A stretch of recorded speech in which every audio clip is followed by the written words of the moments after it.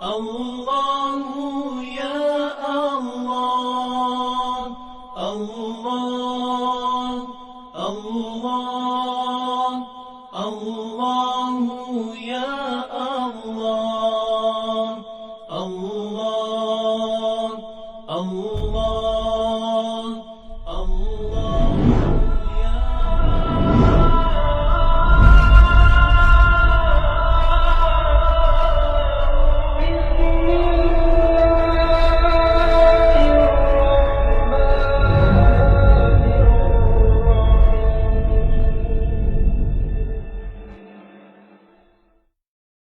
Alhamdulillah, Alhamdulillah dapat jumpa lagi pada pagi ni.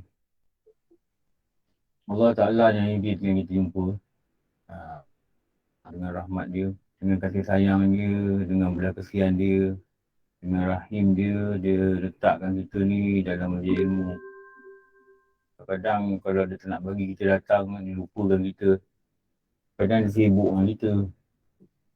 Tapi dia bagi kita datang. Dia bagi kita peluang.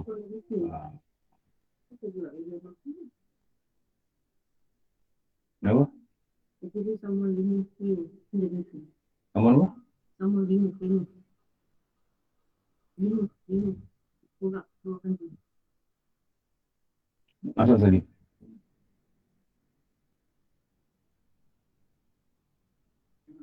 Ni. Kau apa Sabong? Kau apa Sabong? Assalamualaikum Ustaz.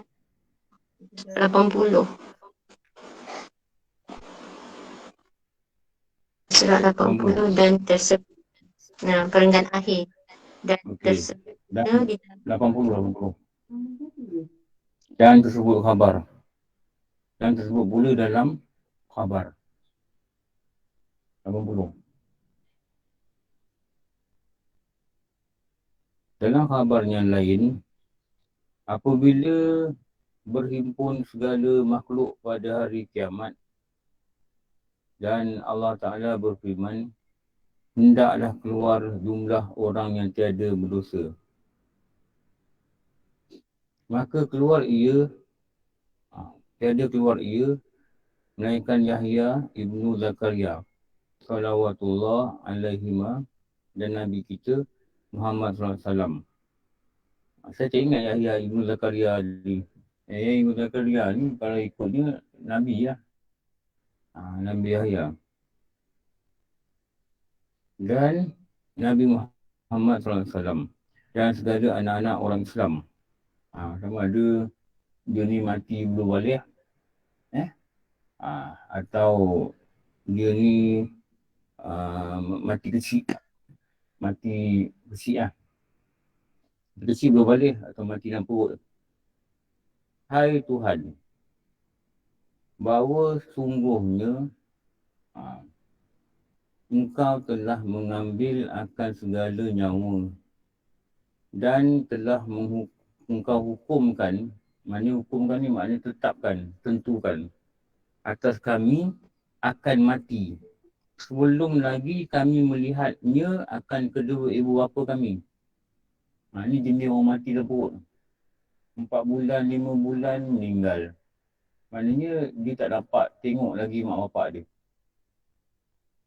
Ni budak-budak ni, dia tak dapat tengok lagi mak bapak dia.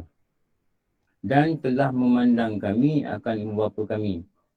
Dan ada juga yang mati kecil dapat tengok mak bapak dia. Maka engkau janganlah engkau haramkan akan kami, ya Tuhan kami, akan melihat mereka itu pada hari ini. Dan hari kiamat kalau budak-budak ni dia mati kecil, dia tak dapat tengok mak bapak dia. Nanti hari kiamat nanti dia cakap dengan Allah, ya Allah kami bukan golongan orang dosa sebab kami mati belum balik. Kami mati belum balik. Kami bukan golongan orang yang dosa.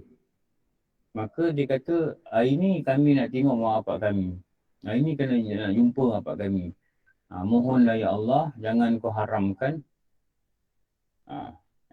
Jangan kau haramkan untuk kami lihat mak bapak kami.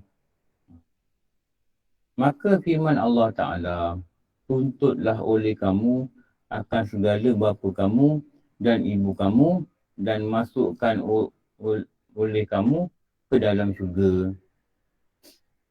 Maka Allah Ta'ala berfirman, pergilah, dapatkanlah mak bapak kau. Pergilah cari mak bapak kau.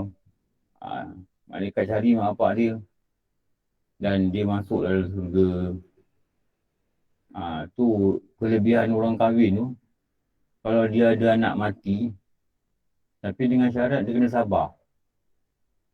Ada orang kesian, tapi kita tak ada position dia kan, kita tak tahu cakap lah.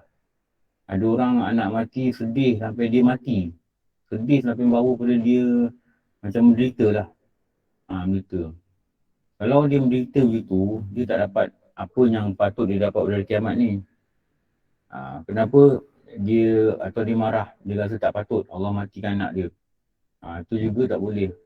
Kenapa tak boleh? Nanti dia tak dapat balasan. Balasan apa? Balasan yang menanti ni. Anak-anak ni akan berbaris dalam saf. Dia berbaris dalam saf. Berbaris dalam saf. Dan dia kata dia tak berdosa kat dunia. Dia mati kecil. Dan wahai Tuhan, kau telah mentakdirkan kami ni mati kecil. Kau telah mentakdirkan kami ni mati kecil. Jadi kami tak sempat tengok buat bapak kami. Mungkin umur mati 2-3 tahun. Mana kenal mak bapak lagi. Kenal-kenal gitu je lah. Tak dapat nak berbual. Ni lah mak bapak. Lepas tu anak kecil.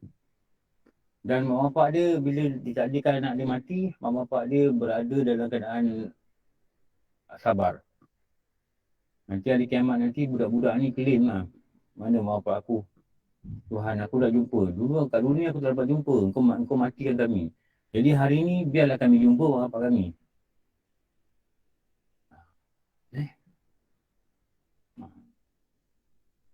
Dan masuklah oleh sekalian anak-anak itu pada pertengahan segala saf. Dia baris-baris. Maka menuntut dan mencari mereka itu akan segala ibu bapa mereka itu dan segala ibu-ibu mereka itu. Maka mengambil mereka itu dengan segala tangan mereka itu yang kanan. Jadi kanan pegang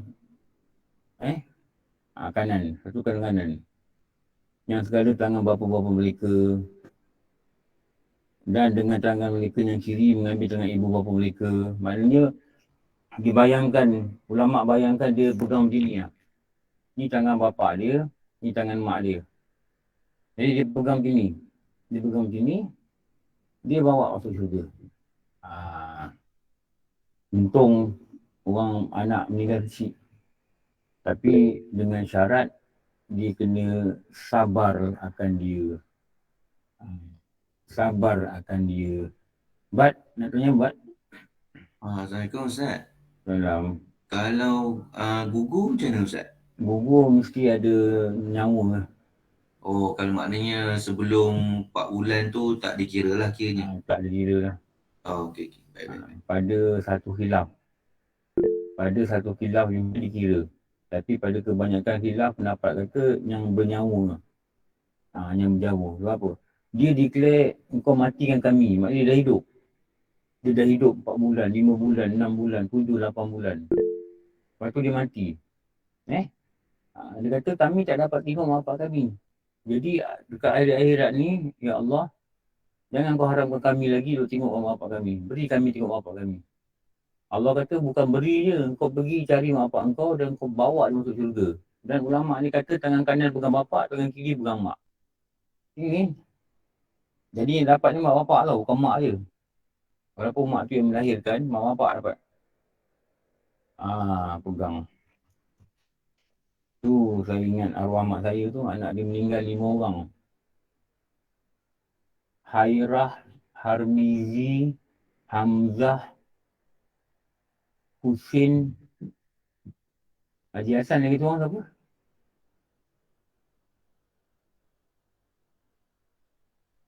Tu Haji Hassan. Tak ingat Ustaz. Siapa Tak ingat lah. Yang bawah Husin awak tu? yang saya ingat tu Husin lah. Husin bawah. Bawah saya. Bawah kan?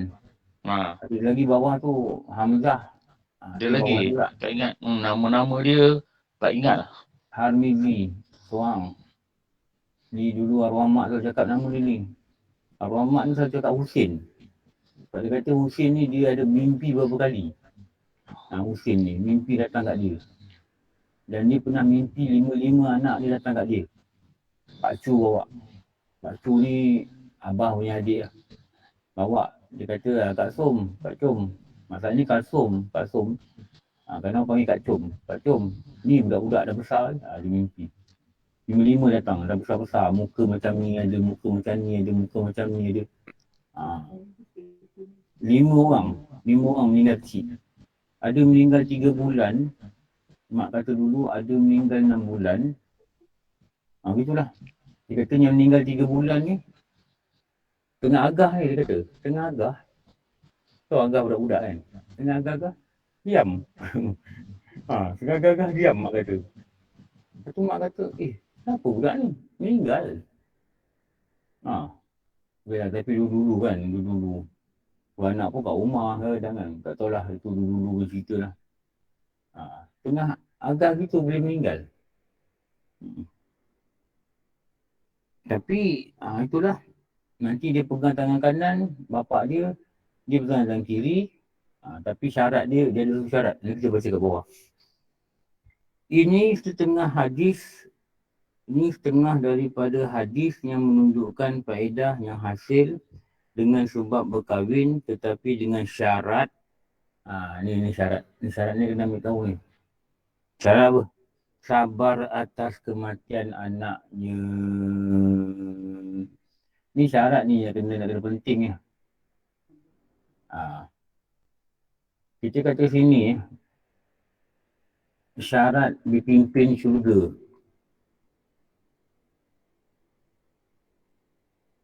Atas matinya anak masa kecil.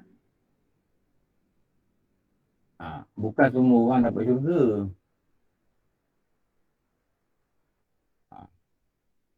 Dia maka adalah padanya akan 2 syarat. Satu dia kata apa? Sabar atas kematian. Notang gini yang kita kena ambil tengok selalu.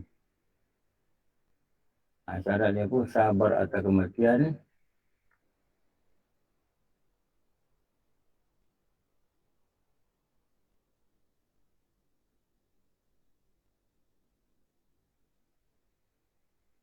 Apa maksud sabar ni? Tiada perkataan marah.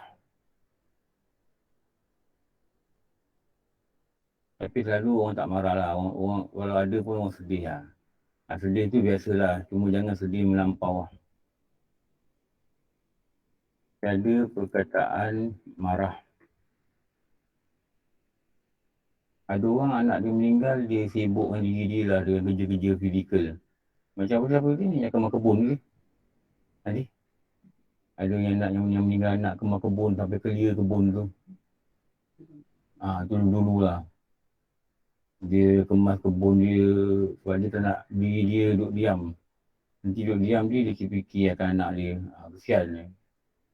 Kita tak boleh cakap apalah kalau cakap itu lah. Jangan cakap itulah. Apalah dia ni tak sabar dia itu. Kita tak tahu tau. Kita tak kena. Memang patutnya memang sabar lah. Tapi kita tak tahu. Kita tak kena. Kalau kita kena mungkin kita lebih teruk daripada apa yang kita ingat. Waktu jangan cakap gitulah dengan dia orang. Beri semangat lah. Beri semangat, sabarkan. Dan celaka lah. Ni. Dia kata sini.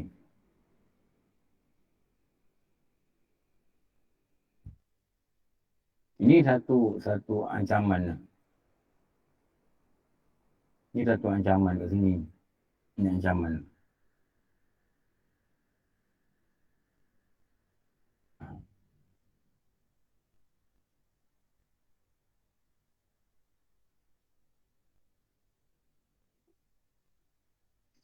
Dan celakalah bagi orang yang kemarahan.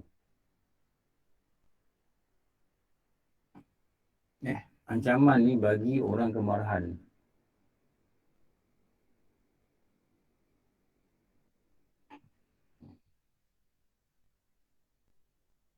dan keluh kesah.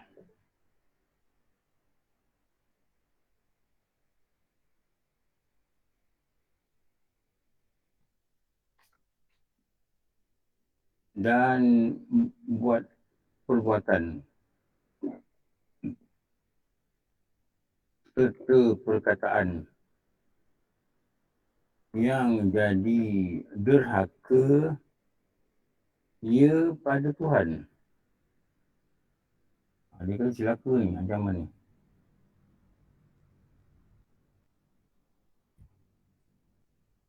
Ni.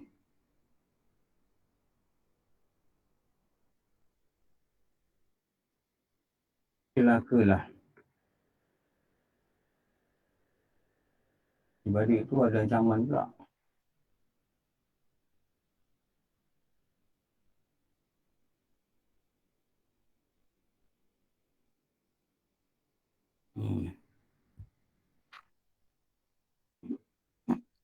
Maka adalah segala orang yang demikian itu, demikian tu maksudnya apa ni? Orang yang tadi keluh kesah dengan perkataan, dengan perbuatan, marah-marah. Beberapa pekerjaan yang bertemu mereka dengan kerugian. Ini watak orang apa ni? Ni. Dia kata tu kata watak orang apa ni? Kalau dia mati anak dia buat macam ni. Ni nama dia, ini watak orang kerugian.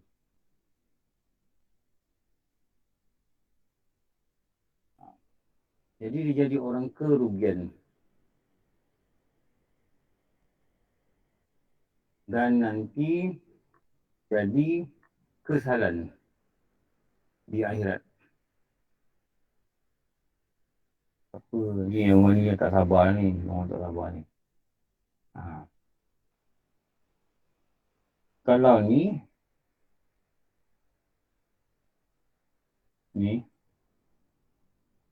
orang celaka.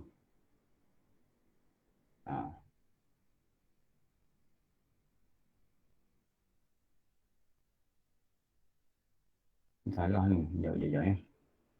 Betul kat sini. Tu. Ni. Kalau ini orang celaka, orang rugi, jadi ini kita panggil apa, orang apa? Apa lawan celaka? Apa perkataan dia? Bahagia. Bahagia itu makna juga bersifat rohania. Rasa senang bukan bahagia sekalipun ia berharta. Kerana semua itu bersifat lahiriah, ia bukanlah hakikat bahagia. Ini bahagia. Ini bahagia. Allahumma ja'alna minas sabirin. Ni doa yang diajar supaya sabarlah.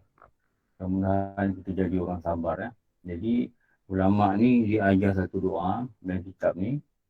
Dan bila ulama ajar dalam kitab dan kita belajar dalam kitab, kita belajar dari kitab dia dan dia ajar dengan kitab dia, dia tunjuk dalam kitabnya, ini doa ini boleh kita kata macam ijazah. Boleh kita kata macam ijazah.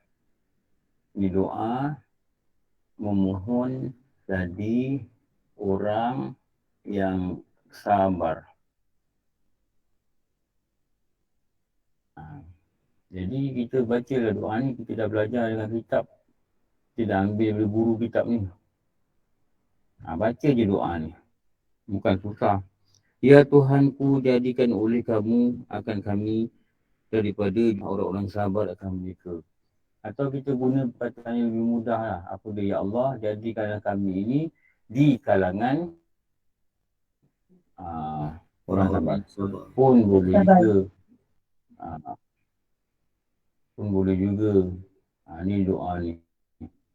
Atau kita nak mudahkan puasa, kita tanya gini. Ya Allah, jadikan kami dari kalangan orang yang sabar.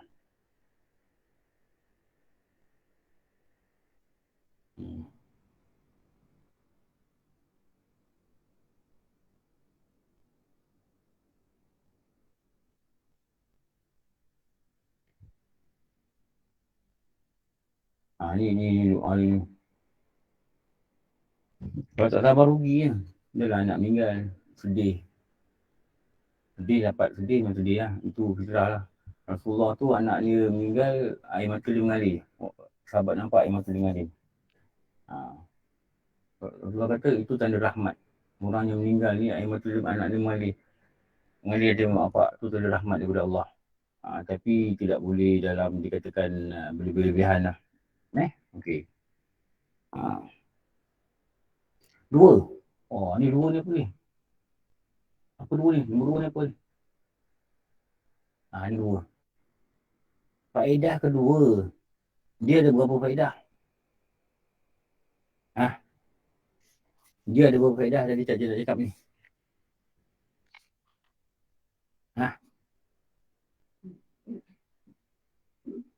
Ada berapa faedah? Ada 5 Ustaz. Lima. Jadi kita structure betul-betul.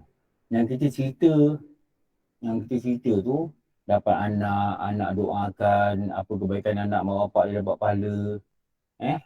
Kalau anak tu mati kecil, nanti anak tu tanya, anak tu tak nak boleh jerit ke pintu syurga, tak nak masuk. Lagi mak bapak aku masuk. Ada juga yang dikatakan, dia tanya siapa yang di kalangan umat ni tak berdosa, anak-anak ni keluar daripada jemaah, daripada masyarakat tu keluar, kami wahai Tuhan tak berdosa. Kami nak tengok mak bapak kami dulu, kau tak adilkan kami mati, tak jumpa mak bapak kami. Lepas tu dia pun datanglah untuk bertemu mak bapak dia. Tangan kanan pegang bapak, tangan kiri pegang mak. Di sini.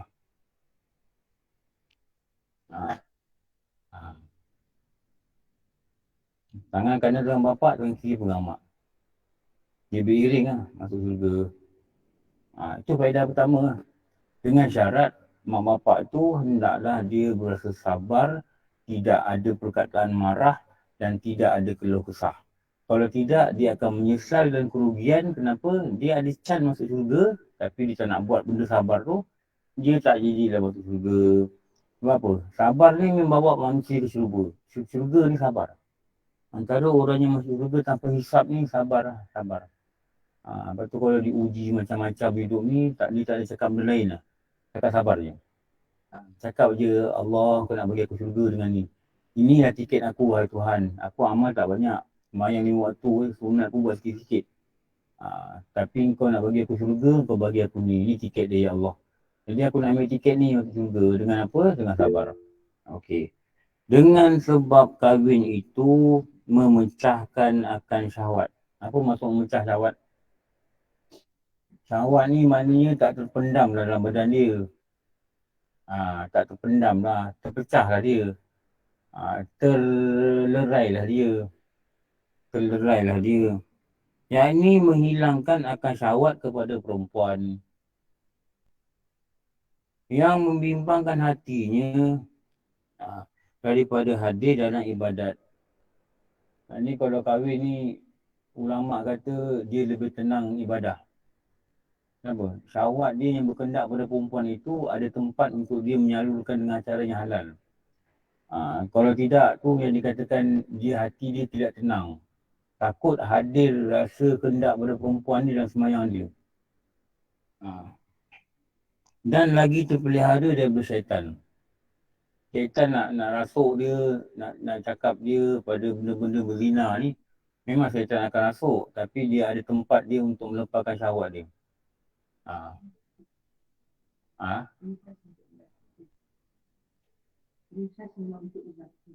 Ni yang untuk lelaki. Bukan untuk lelaki, untuk perempuan pun ya. Tapi kalau perkataan dia kata akan syahwat kepada perempuan. Sebab apa dia kata cakap daripada perempuan? Selalunya lelaki lagi kuat nak daripada perempuan. Daripada perempuan nak pada lelaki atas dasar syahwat. Kalau perempuan ni dia nak pada lelaki, dia bukan nombor satu syahwat. Mungkin dia kata nak kasih sayang, nak cari kawan, teman. Tak ada kawan nak makan patin. Tak ada kawan nak bawa pergi kedai makan patin. Ada orang ada orang nak tukar mentol. Ada? Itu tahu tinggi. Tak sampai. Tak sampai. Jadi bila dia kata suami dah meninggal, ada suami, lampu terbakar boleh ada orang lelaki tukar mentol. Tak payah nak panggil orang lain, anak kecil lagi. Jadi ada orang lelaki tukar mentol. Mungkin juga begitu, tak tahu. Jadi sebab tu dia kata lelaki pada perempuan ni dia katakan dia sebut perkataan syahwat. Tetapi perempuan dan lelaki ni kalau tanya perempuan lah, dia mungkin bukan itu yang utama lah. Mungkin pada dia lebih pada kejiwaan. Perempuan ni dia lembut pada jiwa kan. Lepas tu dia berkendak pada kasih sayang. Itulah dia pada gitulah. Pada teman, pada orang yang boleh membantu menguruskan dia. Lepas tu tak disebut itu perempuan pada lelaki. Jarang perempuan ni dia tengok lelaki kat luar. Kalau lelaki tu bukan suara ketat pun, rasanya dia tak ada sejarah macam lelaki dengan perempuan lah. Kalau orang perempuan tengok lelaki pakai baju basikal dengan buah boncit, ya Allah, lawyer ni. Kalau lalu kita kenakan Ustaz. Dah pergi kantor perumah itu banyak Ustaz. Saya tengok teringat Ustaz cakap.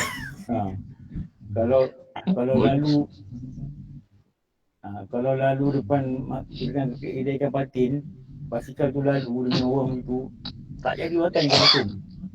Tak lalu. Bonceng tak boleh sebut Ustaz, sensitif. Bukan boncit. Perut terlebih. Mulai kita. Bukan boncit, perut terlebih. Berkat. Terlebih tu berkat. Kalau dia lalu depan kedai ikan patin tak boleh makan. Itu orang lelaki tengok, dia boleh makan. Kalau perempuan tengok, dia tak boleh makan. Masak tak jadi. Masak tak jadi. Kalau buat tapai kan, tapai masam. Orang boncit perut ni, orang kata lah. Boncit perut, orang botak. Jangan bukan tapai, kalau buat tapai. Tapai masam. Orang kata, saya tak tahu ni, orang kata. Orang kata, perempuan dalam haid boleh buat tapai. Ini orang Melaka cakap tau. Perempuan buat haid tak boleh buat tapai. Ni orang Melaka cakap. Orang Pahang cakap. Betul Ustaz. Betul. Perempuan haid tak boleh buat tapai kan. Orang Melaka cakap tau. Tapi tak tahu benar tak benar lah. Jadi masam. Jadi masam. Maka je Ustaz. Perak pun cakap. Tapai merah nanti warna dia. Oh ya ke? Orang Perak pun cakap. Betul Ustaz, sebab suhu badan berbeza. Oh ya. Yes. Dia right. Suhu badan lah saya Dah dengar. buat suruh bawa katil letak Ustaz. Oh Suhu badan yang lebih tinggi. Oh, maknanya bukan sebab haid lah. Sebab suhu badan orang Haid haid. menyebabkan tubuh badan kita Okey dah berubah. Ustaz, badan tengah kotor masa tu. Foto tak apa. Dia tak ada kena-mengena dengan botak kan? Tak ada kan? Ni tak ada lagi. Tak ada. Boleh tumbuh rambut. Orang Pahang cakap, kalau lelaki tolong bini buat tapai, jangan dia botak, jangan dia boroi. Tapai masuk. Itu kan. Itulah Ustaz, tak ada Biasan kaitan. itu nak cakap tu dia kan. Awak bentuk ke Ustaz? Terutama Nanti jadi apa Ustaz? nanti dia jadi buncit. Tapai tu besar. Kasih sayang lebih. Eloklah besar Ustaz, semua suka besar. Tapai besar. Yang Dia jadi, makan pun jadi buncit. itu yang takut tu. Ustaz tolong saya. Ramai attack saya pergi Itu maaf. kata-kata suami yang tak nak membantu isteri buat tapai. Dia buat alasan. Betul. Aku ni buncit. Kan tapai kau buncit. Tapai besar dia terlantar. Daun apa? Dia bungkus tapai. Daun apa? Daun pisang, daun pisang. Daun getah Ustaz. Daun getah. Bukan daun pisang, daun getah. Daun getah. Ustaz, nasib baik isteri saya tak pandai buat tapai. Tu kata orang lah. Kata orang saya tak tahu lah. Kebenaran ni tak tahu. Jadi nombor 2 ni dia cerita faedah kahwin ni. Nombor 1 dia cerita pasal anak. Nombor 2 dia cerita pasal nafsu. Pasal nafsu. Okey. Barang siapa berkahwin, maka sesungguhnya telah memelihara ia akan agama dia.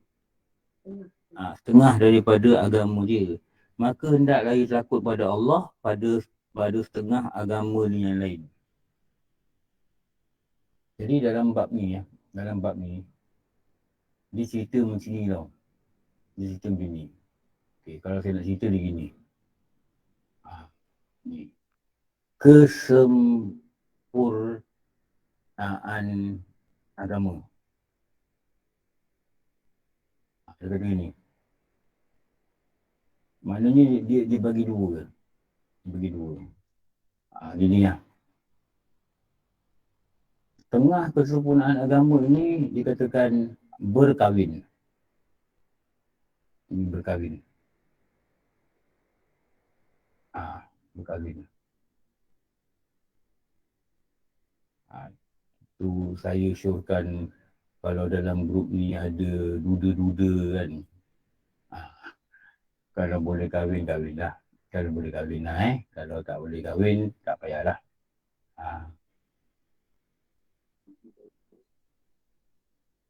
Ni setengah ni berkahwin, setengah ni yang lain.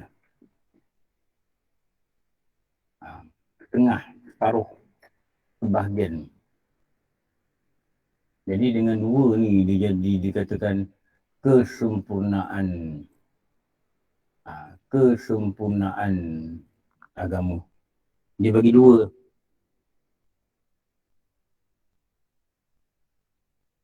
Dan riwayat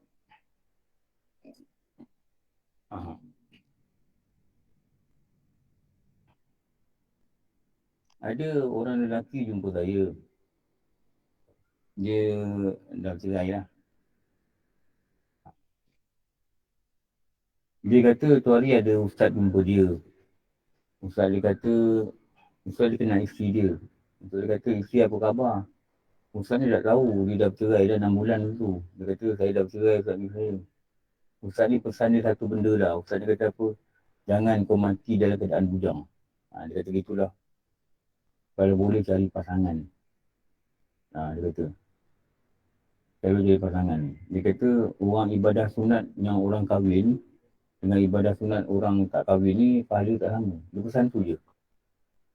Dia pesan tu je. Sejak tu dia kata dia terasa hati untuk mencari pasangan lah.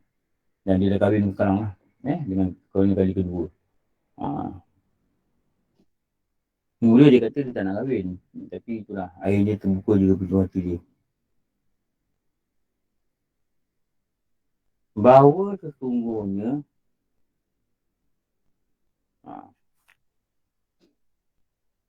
Rasulullah ni dia kata Ustaz, faktor tu untuk lelaki saja ke perempuan juga Ustaz? Dua-dua. Faktor tu dua-dua. Tapi kalau perempuan dia kahwin lagi sekali, nanti dia bersama dengan suami dia yang terakhir di syurga.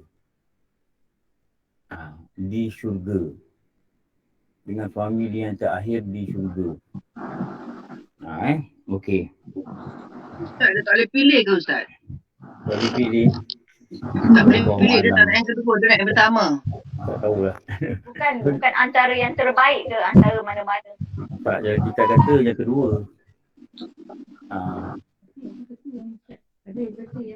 Yelah, ada juga yang ulama kata boleh pilih. Ada ulama kata yang pertama.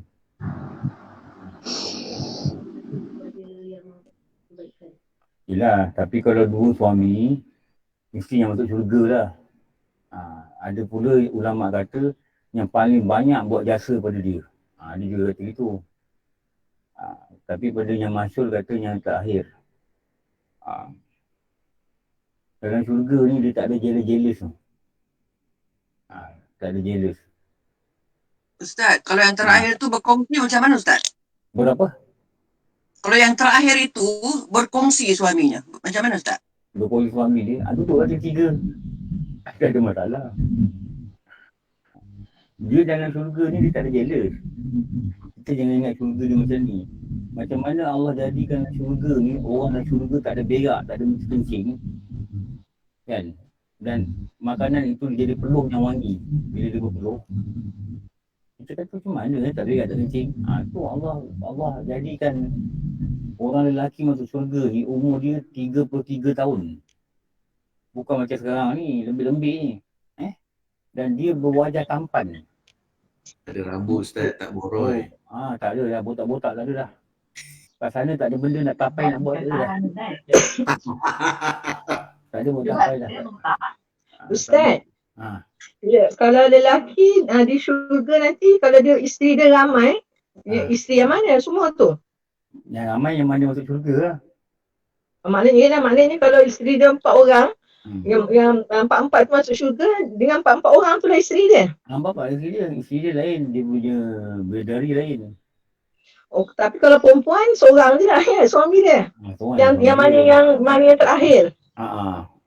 Okey. Dia kata dalam kitab, adanya dia kata juga dia suami dia yang mana berbuat kebajikan yang banyak pada dia. Itulah. Waktu tu dia takkan rasa cemburu. Suami dia ni ada bidadari. Allah tarik rasa cemburu pada perempuan. Sebab ahli syurga ni dia tak ada cemburu. Memang dia gitu. Dan dia tak ada makan, dia tak ada apa, dia tak ada lapar, dia tak ada haus. Tapi dia makan dalam syurga, makan juga. Kenapa dia makan? Dia makan tu adalah sebab kerana dia nak nikmat makan. Nikmat makan dalam syurga tu, bukan sebab dia lapar. Sama dia dengan kehausan lah. Sama juga dengan kehausan. Okey. Allahumma rzuqna, Allahumma rzuqna, Allahumma rzuqna. Moga-moga Allah rezekikan kita duduk dalam syurga. Amin. Tu yang paling indah. Amin. Ending yang paling indah tu ialah duduk dia dalam syurga. Duduk dia dalam syurga. Okey. Bahawa Rasulullah kata pada isteri Zainab, terlihat akan seorang perempuan. Rasulullah keluar dengan Zainab ni, isteri Zainab ni, nampak seorang perempuan, bahawa sungguhnya perempuan apabila ia di dalam rupa syaitan, maka apabila melihat seorang kamu akan perempuan, maka berkenan kamu. Syaitan yang menampakkan perempuan ni penuh liuk, penuh lentuk, penuh lembut, penuh cantik, dia nampakkan kat mata kita. Maka hendaklah seorang itu jimat akan isteri dia, maka bahawa sungguhnya serta isteri suama yang ada serta perempuan dilihat itu. Dia kata kalau orang lelaki dia tengok kat perempuan, dia rasa nak kat perempuan tu, dia rasa seronok perempuan tu, dia ada isteri yang jimat, dia jimat isteri dia kata. Tak apa. Apa ada pada perempuan yang dia lihat itu, ada pada isterinya. Faham? Perempuan tu ada badan, ada kemaluan, ada apa lah cakap. Sama je dia kata. Sama. Cuma ulama kata yang ni tak halal, bukan isteri dia. Yang ni halal isteri dia. Isteri dia. Tu dia kata gitu. Yakni dihilangkan akan syahwat kepada perempuan yang ajnabi, perempuan yang lain daripada mahram dia, daripada isteri dia. Itu dengan jimat kepada isterinya halal. Isterinya halal. Kerana dia kata jimat kerana syahwat kepada perempuan yang bukan isteri itu adalah syaitan. Syaitan. Kalau dia tengok orang lain daripada isteri dia, dia rasa, wah baguslah perempuan ni cantik ke apa benda ke, ada rasa seronok ke apa, maka itu syahwat itu datang dari syaitan. Datang dari syaitan. Jadi syahwat yang halal itu menghilangkan akan syahwat syaitan. Menghilangkan akan syahwat syaitan. Apabila dia jimat isteri dia, maka hilanglah syahwat dia pada perempuan. Menghilangkan itu adalah dengan cara halal dan sah. Tapi kalau dia rasa seronok dengan perempuan, itu dah bermulanya akan syahwat syaitan.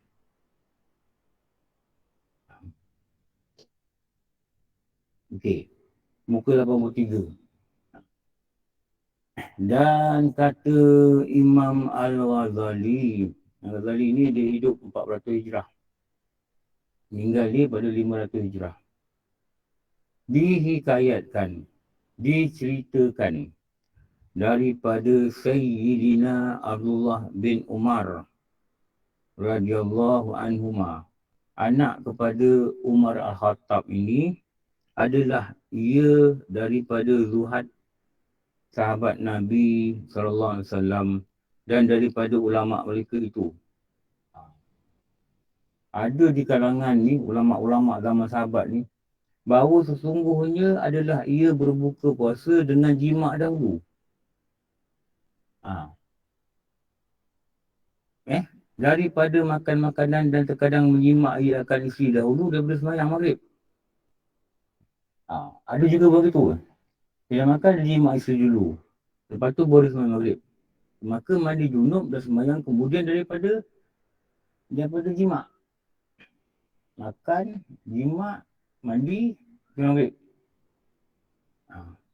Dan adalah perbuatan demikian itu kerana menyelesaikan hati buat ibadat pada Allah Ta'ala. Mereka ni yakin akan kata-kata Nabi. Bila berkahwin ni, hati kita ni lebih tenang untuk ibadat. Dan jalan antara mereka yang mereka buat adalah apa? Dia jimat isteri dulu lepas maghrib, baru dia sembahyang maghrib. Kenapa? Mereka merasakan ketenangan hati mereka. Ini bukan sebab kuat nafsu. Kita jangan salah faham. Tapi dengan menyalurkan syahwat daripada perkara yang halal ni, menyebabkan dia lebih tenang pada ibadat. Dan mengeluarkan kelengkapan syaitan daripadanya. Syaitan tak boleh kacau dia lah dari segi syahwat ni. Syaitan tak boleh kacau dia dari syahwat ni. Kenapa? Kenapa ni? Sebab tu, dulu ada kawan saya kerja dia menderaya kan.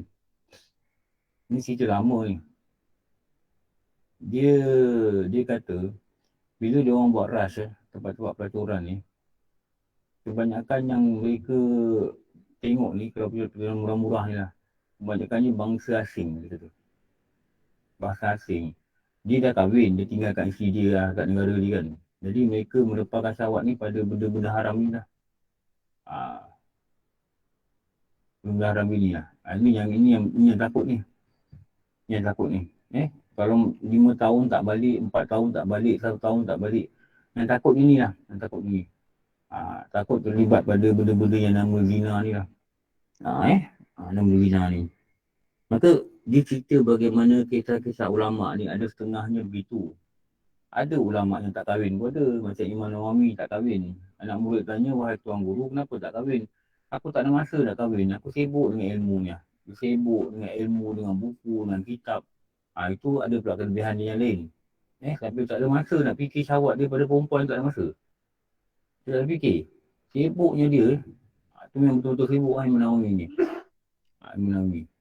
Lepas tu dalam kitab Azkar kan, Al-Azkar. Imam Nawawi cerita lah bagaimana ulama'-ulama' ni. Ulama'-ulama' ni. Ada yang khatam Quran 3 hari sekali. Rasulullah kata, khatam Quran ni, sahabat tanya dia, berapa lama kita nak kata Quran? Rasulullah kata berapa? 40 hari. 40 hari.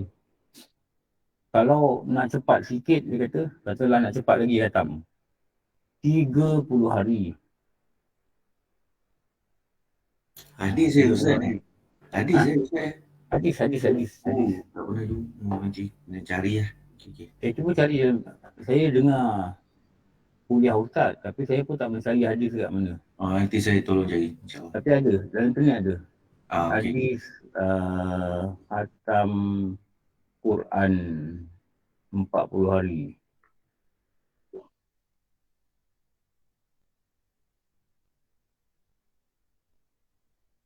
Nanti kita tengok dalam Pejabat Mufti, saya dah rujuk Pejabat Mufti punya website. Pejabat Mufti ni dia nak tahfiz hadis ni.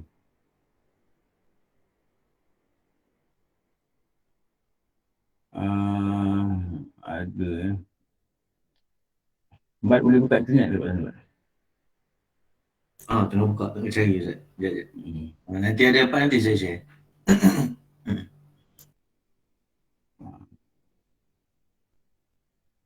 Okay, saya kopi kat sini.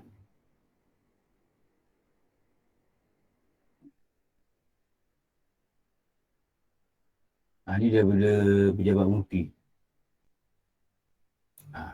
Okay. 30 hari. Tapi yang saya dengar kuliah dulu, ada lagi satu 40 hari. Berapa hari harus menyelesaikan seluruh bacaan Al-Quran ya Rasulullah? Abdullah bin Amru bertanya, Rasulullah kata 1 bulan. 1 bulan. Itu yang orang buat 1 bulan satu kali khatam tu. Beliau berkata, beliau ni Abdullah ni kata, saya lebih bertenaga untuk menyelesaikannya tempoh kurang daripada ni. Beliau terus mengulangi, Abdullah ni kata-kata ini, minta Rasulullah bagi dia masa pendek lagi untuk dibuat. Lengkapkanlah bacaannya dalam 7 hari.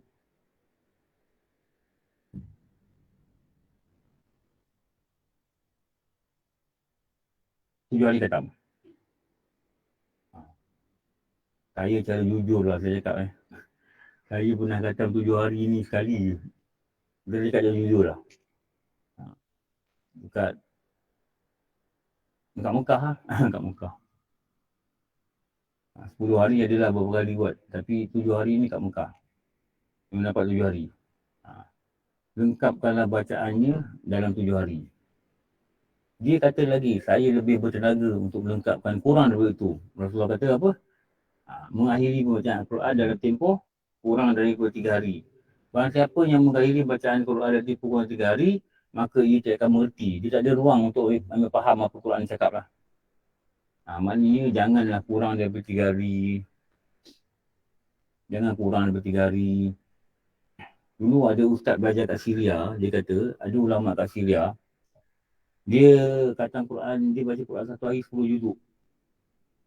Kalau hari itu dia rasa malas, dia akan masukkan badan dia dalam lubang kuburnya dia buat depan rumah dia. Dia buat jalan lahat depan rumah dia. Itu orang papan. Jadi kalau dia rasa malas, dia masuk dalam tu, dia rasakan dia ni tak lama lagi akan masuk kubur. Lepas tu dia keluar dengan rasa ketakutan, dia akan baca Quran. 1 hari 10 juzuk. 10 juzuk ni berapa jam? Kalau bukan budak tahfiz baca lah. Kita lah. 5 jam, 6 jam. Setengah hari tu Ustaz. 6 jam. 6 jam. Kalau baca 1 juzuk 30 minit. Oh, okey. Baru berapa jam? Baru 5 jam. 5 jam. 5 jam ni bukan kata duduk 5 jam. Taklah. 1 jam sini, 1 jam sana, 2 jam sini, 2 jam sana. Habislah 5-6 jam. Kalau baca lambat sikit, 7 jam. 7 jam. Mungkin ada masa kita nekat. Benda ni kena nekat. Nekat 3 hari aku tak khatam. Nekat ni kena kuat. Saya tak nak buat lagi lah. Saya cakap jujur lah, saya tak nak buat. Tapi kalau kita nekat 7 hari aku nak khatam. Nekat lawan. Atau hidup kita 7 hari ni, jangan sibuk-sibuk. Jangan sibuk-sibuk hal lain. Jangan sibuk nak pergi Johor, nak pergi Melaka, nak pergi kampung Kepatin. Jangan sibuk benda tu. Saya okey je. Sibuk benda tu dalam driving, mana nak baca Quran? Zikir boleh lah. Pasang ni zikir boleh lagi ni pasang ni. Daripada KL, daripada kalau kita kata Tol Kajang masuk tak sampai Ekro, sampai Pedas pun dah habis 1,000 dah sahabat. Betul. Itu zikir boleh lagi. Tapi kalau kita hafiz, boleh lah. Betul Ustaz. Baru dah cakap. Kalau tak hafiz, hapus. Itu yang kena tengok Quran. Hafaz. Jangan tengok dekat skrin. Kan baca Quran macam ni, masuk hospital. Lagi duduk baca Quran. Dalam kacau. Hospital. Bahaya diri sendiri tu haram. Dapat baca Quran Ustaz. Dulu Ustaz hospital lah. Baca Quran. Kita nekat. Nekat 7 hari aku nak khatam. Kalau 7 hari ni, 1 hari berapa juzuk? 4 juzuk. 4 juzuk lebih. 4 kali 7, 28 lah. 4. 5, 35. 4,5 kot. Tak apalah ambil 5 lah. Ada hari tu kita tak sakit perut ke apa benda ke tak sihat kan. Ada hal nak keluar ke. Dah 7 hari tu syukur. Lepas tu reward yourself. But Semua saya buat, jom kita makan patin, reward yourself. Betul tak? Ustaz tiba-tiba ni, wah Ustaz baru kata Quran ni cik. Baru kata Quran apa. Memang nak bersedarah. Reward yourself lah. Jadi hadiahkan diri kita sesuatu yang kita seronok. Ajak rumah kita, jom kita dah kata Quran ni, jom kita pergi jalan-jalan. Gitulah. Jangan lupa ajak orang Melaka Ustaz. Ajak orang Melaka boleh. Orang Melaka pun sama-sama je 7 hari kata Quran. Kita raikan sama. InsyaAllah, amin. Doktor? Oh doktor. Doktor ada ke? Doktor Nurwati. Ada Ustaz dengar. Doktor, semalam saya pergi Johor, balik saya pergi Mirana. Saya tengok satu chalet tu, ada 6 bilik. Satu bilik 4 orang. Rupanya orang Bandar Baru Bagi. Orang Abrahman Auf. Abang ni kenal tak? Di mana Ustaz? Di Pengalang Balak. Chalet tu ada 6 bilik, satu bilik 4 orang. Chalet tu nama dia Rainbow Cottage. Rainbow Cottage, itulah. Rainbow, pelangi. Oh, baru tu kami dah lama tak pergi Bandar Balak.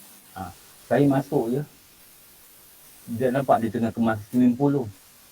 Dia masuk, dia lalu kat saya. Assalamualaikum, Ustaz Husaini. Terkejut aku. Dia Ustaz Husaini kan dia kata. Saya ni tak perasan dia. Dia buka kemas, saya tak perasan lagi. Haji Adli ke? Haji Nasir. Oh, Haji Nasir. Dia kata kalau kat Bangi tu, tanya dia repair barang elektrik. Orang kenal lah dia tu.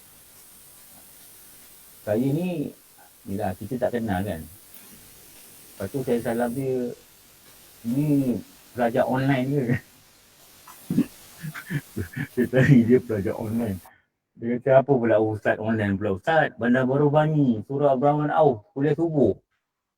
Baru dia tahu. Rupanya Dia ada Ustaz dekat rumah Haji Nasir ni. Haji Nasir. Dia repair barang elektrik. Ada. Tu Haji Nasir. Rupanya itu tanah dia beli, dia buat chalet. Ada gambar dia. Kiranya kalau buat kuliah dekat Surau Abdul Rahman Auf yang berkenaan dengan kitab Ayuhal Walad tu, boleh tak nak request buat slide macam ni? Sebab kita orang perempuan kalau ustaz tulis kat depan tu tak nampak dekat whiteboard tu. Saya bukan tak nak buat slide. Semangat saya buat slide ni kurang sebab orang jantan tak bawa kitab. Tu saya cakap. Orang perempuan je buat kitab. Kalau saya cakap jantan tu saya geram dulu. Orang lelaki tak bawa kitab. Bila tak bawa kitab, dia tak ada bagi semangat saya nak buat slide. Macam ni saya tengok ramai buka kitab ni. Saya nampak ni ramai buka kitab ni. 201 orang ni, saya ingat 60 orang, 100 orang lebih buka kitab. Walaupun ada yang Ustaz ada. Ada Ustaz. Jadi saya lebih bersemangat. Saya lebih bersemangat. Dia tengok live 22 tunjuk. Dekat AB. Tu dekat AB. Jadi dekat AB dengan ke sini 220 orang. Jadi Saya ada kitab Ustaz. Selalu memang satu ada kitab. Tapi kalau kat surau, orang jantan ni tak buat kitab. Saya tulis pun macam terpaksa tu. Kalau ikut saya tak tulis langsung. Dia tak ada bagi saya semangat. Lepas tu saya tak buat slide. Kalau buat slide lagi senang nota sebenarnya. Ustaz pergi perkawinan balak tu tak ada ke yang chalet yang macam ramai boleh accommodate kita? Ramai komuniti ada tapi dia tak ada dewan ni. Tapi nanti saya bagi dengan Kak Ina dengan doktor, saya bagi nombor telefon dia. Situ boleh masuk 24 person je. Berarti satu bilik 4 orang, ada 6 bilik. Very good untuk kita get together. Depan tu ada surau, boleh semain kat surau. Lepas tu kita boleh duduk buat barbecue. Sebab barbecue ada, dia ada tunjuk barbecue. Kita pandailah cari ayam perap ke apa benda. Kita Ruang surau boleh buat kuliah tu Ustaz? surau tu saya tak kenal dia punya ahli. Nak kena cari ahli dulu lah. Oh, Kalau kita dia buat Dapat Sungai Besar Ustaz. Melaka ni saya cakap betul Melaka ni kebanyakan surau very strict. Kalau tak ada tauliah Melaka, mereka tak pergi. Saya cakap beritahu, saya Melaka, saya tak tauliah. Selangor dia tauliah. Melaka tak tauliah. Jadi kalau nak buat kuliah, di depan tu ada pool. Kalau kuliah maghrib boleh. Depan tu ada pool. Sebelah pool tu dia ada pasar rumput palsu. Jadi kalau misalkan nak duduk 30 orang tu boleh lah. Siapa jawab salah kena terjun pool lah ni. Tapi pool kanak-kanak, tak ada hal. Alamak. Tapi kalau terjun pool tu nak tengok jugalah. Kalau bat ke terjun pool, nanti air kering. Nanti kesian Kak Haji Nasir. Aku nak top up air pula dia orang datang. Aduh. Aku nak kena tengok jugalah denda-dendanya biar berpatutan dan berkaitan lah. Tak boleh lah. Nanti saya bagi nombor, kita arrange lah. Just to get together je. Dalam 24 orang. Dalam 24 orang. Beli nasir lah, cantik lah. Cantik. Dia punya building dia cantik. Saya tengok. InsyaAllah, nanti kita atur. Allah, Okey. Abang ada kenal Nasir tu Ustaz. Boleh kena nasir Kenal insyaAllah. Tak tahu dia kata dia weekend dia kat sini je tu.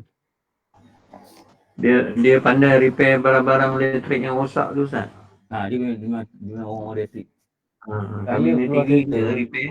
Saya pakai emas tau. Dia boleh perasan muka saya.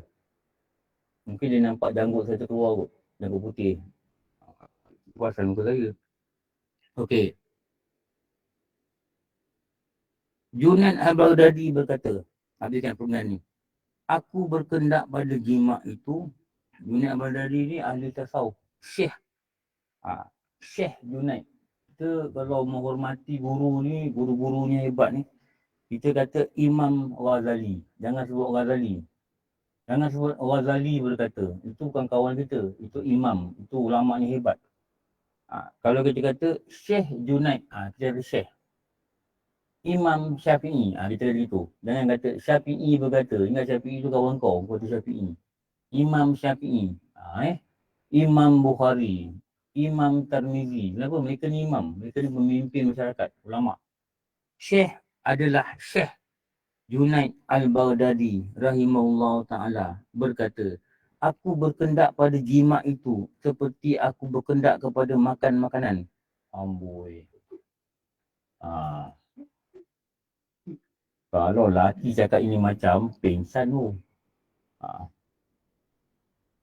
Maka isterinya itu seperti makanan dan dengan sebab dia menyucikan hati aku daripada was-was. Dan dari kerana inilah menyuruh Rasulullah SAW akan tiap-tiap seorang yang melihat akan perempuan yang ingin ia kepadanya bahawa menjimak ia akan isterinya, kerana demikian itu menolak akan was-was daripada dirinya.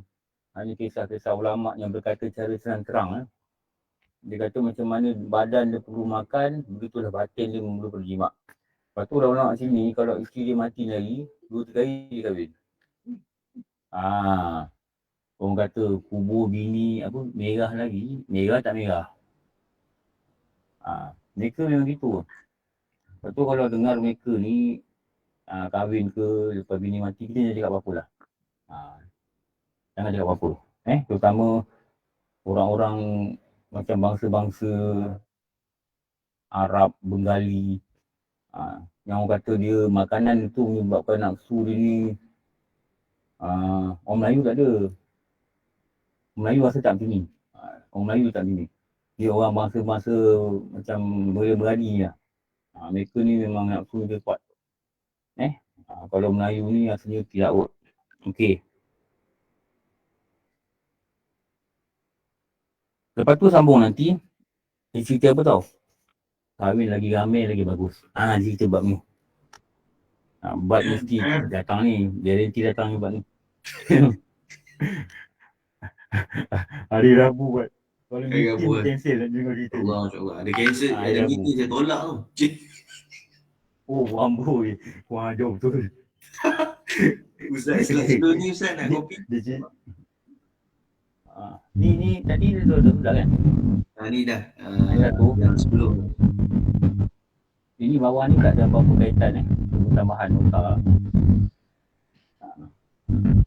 Nanti kita buat satu group 4-5 orang. Kita pokok dah sama, kita nyekat akan buat 7 hari je. Okey juga tu buat tu. Tapi kena ikhlas lah, betul 7 hari khatam. Kita buat grup kecil je, 4 orang. Okey, mari kita sama bismillahirrahmanirrahim, pam jalan. Nanti 7 hari, Okey, saya kata alhamdulillah. Dapat buat group itu best tau. Tapi very small. Dengan ramai. Nanti saya lupa nak update lah Ustaz. Tak apa. Kita buat projek 7 hari aku kata Quran. Bukan 7 hari aku mencintaimu. Oh dah bohongnya. Bohong mencerita. 7 hari aku mencintaimu, 7 hari aku semalam lambat ada tengok drama. Okey. Ni bat satu bat. Ni dah. Ni dah. Ni dah. Ni dah. Ada kedua. Yang tadi. Satu je lah. Ada Ni. tadi. Ya betul yang ni. Ni lah tu. Ni semalam. Ni kan malam minggu lepas. Okey le, dah ada. Nak pergi depan le. Orang dah datang le. Malaysia meeting buat.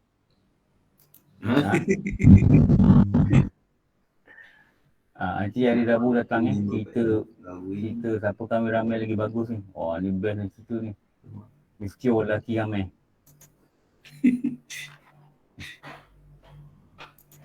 Dua slide je.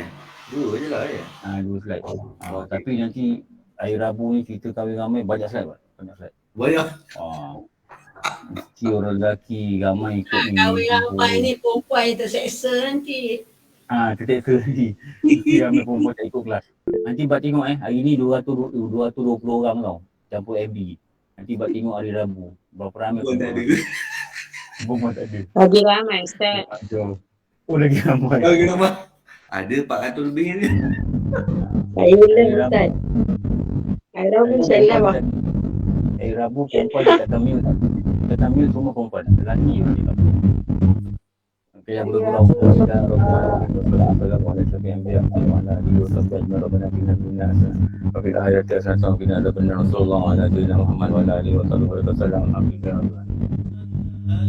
Okey. Jumpa. Assalamualaikum warahmatullahi